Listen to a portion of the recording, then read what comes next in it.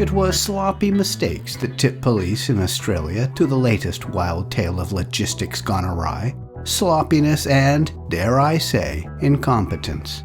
Recent cartel shenanigans, moving product across oceans to one of its hottest markets, reveals an evolution in the global movement of bulk cocaine, as well as the high seas drama from cops trying to stop it. It turns out, demand for blow in the land down under is so great, cartels no longer need bother lining up orders before shipping it out by the ton. They are now, according to Australian cops, just yeeting it around the world and dumping it in the ocean for buyers to come and retrieve it once it's there. It's an underworld twist on if you build it, they will come. The mob reporter here with dramatic news from the front lines of the cat-and-mouse drug war, featuring cops on 2 continents versus clumsy narcos, lousy sailors, and sellers with an endless supply. Let me tell you about it. Police in Australia say their case began in May with an intelligence tip that a bulk cargo carrier from South America was heading to the West Australian coast, smuggling a large load of cocaine. This has become a major way to move coke in bulk to markets in Europe and Australia. Thousands of kilos in waterproof wrapping, held aloft by flotation buoys and life vests, are slipped into the sea, where it bobs about until a buyer is told where the coke float is. They then collect it on their own in small yachts and fishing boats. Now, as Australian police were monitoring incoming marine traffic, looking for suspect cargo ships, there happened to be an emergency rescue call from a small boat in distress, a 10-meter-long cabin cruiser named No Fixed Address. With 3 men on board, it was floundering 13 miles off Australia's west coast, near Rottnest Island. This was on May 24, 2023. When police learned the 3 men had bought the boat with cash just hours before setting out to sea, with only themselves as the makeshift, inexperienced crew, it was a substantial red flag. Police suspect they were trying to connect with the expected incoming cargo ship, so officers frantically looked for likely ships in the area at the same time the cabin cruiser set sail. One stood out, the St. Pinot. It left South America a month before, from Argentina, from the San Lorenzo port in fact, a large inland anchorage on the Paraná River. That's a large waterway that cuts through Brazil, Paraguay, and Argentina, second only to the mighty Amazon in terms of length on the continent. Half of the country's soybean products are shipped from San Lorenzo. The port, however, is also notorious as an outlet for Colombian drug cartels, from where they sneak their own product to go along for the ride on the cargo ships. The day after the rescue of the 3 men on the cabin cruiser, Australian Border Force officers intercepted the San Pinot while she was still at sea. They boarded her for a search and to interview her crew. The ship was forced to dock at the port of Fremantle and later moved south to Kwinana, where there is a naval base. While at a berth there, a Royal Australian Navy dive team retrieved 28 packages wrapped in blue plastic that had been submerged in a water-filled ballast tank on the Pinot. When it was drained, the tank coughed up 1 more. Each bale, police said, contained multiple 1-kilo bricks of white powder that tested positive for cocaine. Its weight was estimated to be 800 kilos. After that find, the 3 men who had earlier been rescued from the sea were suddenly once again in hot water. 2 were arrested in Perth on May 31st, and the 3rd was arrested at Sydney Airport as he tried to board a flight out of Australia. The guy at the airport was a 21-year-old Lithuanian who arrived in Australia the week before. Police say the trio bought the boat in cash and almost immediately set out to sea, allegedly to collect cocaine from the Pinot. They had no idea what to do with the boat, police said, and ran into trouble on the ocean. Police are still investigating the cargo ship and members of the crew, and they're still searching the ship. Investigators, though, revealed something fascinating about this case.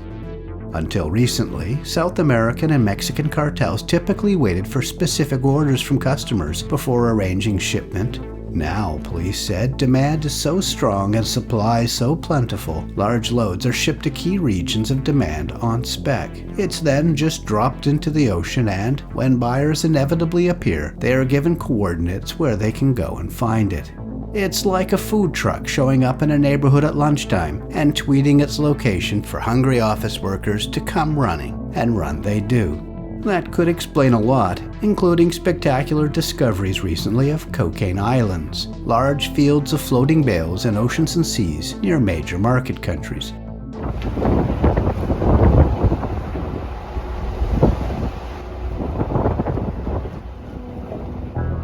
The buyers of the fated boat No Fixed Address were apparently not frightened off by startling revelations of a large international caper that had played out recently in the same waters. It was kept secret for months until revealed in March. It involved nearly $1 billion worth of coke, that's Australian dollars, at retail prices. 2.4 tons of coke was seized by U.S. authorities off the coast of South America in November. Officials say it was from a Mexican cartel and en route to Australia. That's enough to feed Australia's total cocaine consumption for half a year. Despite the impressive find, nobody breathed a word of it. The US DEA realized buyers in Australia would have no idea the load had been nabbed. Working together, the DEA, US Homeland Security Investigations, and Western Australia Police made intricate replicas of the illicit load, using plaster of Paris in place of cocaine, inside identical packaging.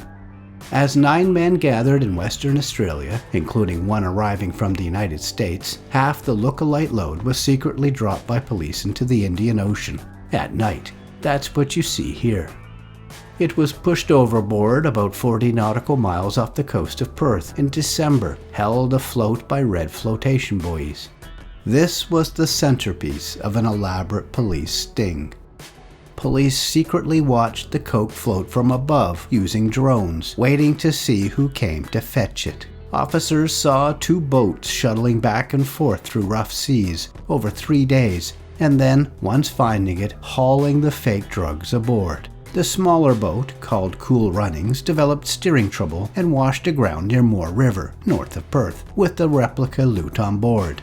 You can see tactical officers rushing along the beach towards the grounded boat, where 2 men were arrested.